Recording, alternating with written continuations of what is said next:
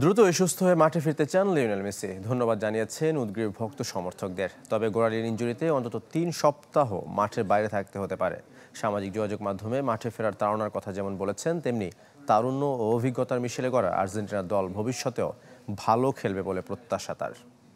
বিজলি cables যে কোনো স্থাপনার বৈদ্যুতিক সংযোগকে রাখে নিরাপদ। বিজলি কেবলস, নিরাপদ আজীবন।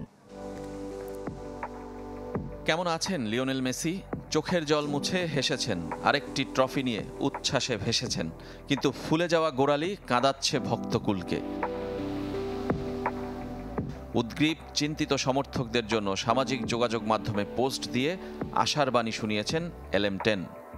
কোপা আমেরিকা অভিযান শেষ। আমি সবাইকে ধন্যবাদ এবং শুভেচ্ছা জানাতে চাই। আমি সুস্থ হয়ে উঠছি। সৃষ্টিকর্তাকে ধন্যবাদ। আশা করি খুব দ্রুত আবারও মাঠে ফিরতে পারবো, যেখানে আমি উপভোগ করি। তবে চাইলেই দ্রুত মাঠে ফিরতে পারবেন না। এমন গোড়ালির আঘাতের চিকিৎসা কেবল বিশ্রাম। অন্তত 3 সপ্তাহ মাঠের বাইরে থাকতে হবে তাকে। তবে সবকিছুই নির্ভর করছে পরীক্ষা নিরীক্ষার উপর। আর তা করতেই দলের সঙ্গে দেশে ফিরে যাননি ইন্টার মায়ামি তারকা। মায়ামিও তাকে মিস করেছে, করবে অন্তত আগস্ট পর্যন্ত। কোপা আমেরিকায় খেলার কারণে 5 ম্যাচ পায়নি মায়ামি।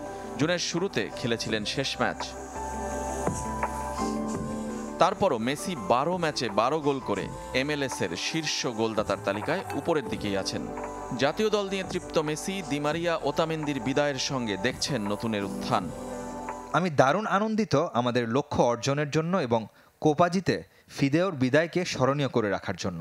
আমি সে এবং ওতা এখনও অন্যান্য সতীর্থদের সাথে এমন উত্তেজনার মধ্যে বাস করি, যারা মিলে বেশ কটি ট্রফি জিতেছি, সঙ্গে নতুন কিছু মুখ, যারা তাদের সেরাটা দিয়েছে প্রতিটা মুহূর্তে।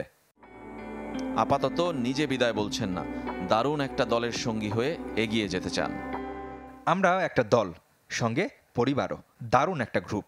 ধন্যবাদ সবাইকে যারা আমাদের সমর্থন দিয়েছেন। এই দলটার বর্তমান যেমন দারুণ, ভবিষ্যতেও ভালো কিছুই অপেক্ষা করছে। Let's go Argentina. ইনজুরির দুঃসংবাদে প্রথমবার MLS অল স্টার দলে ডাক পেয়েও খেলা হচ্ছে না লিওনেল মেসির। রেজওয়ানুজ্জামান, চ্যানেল 24।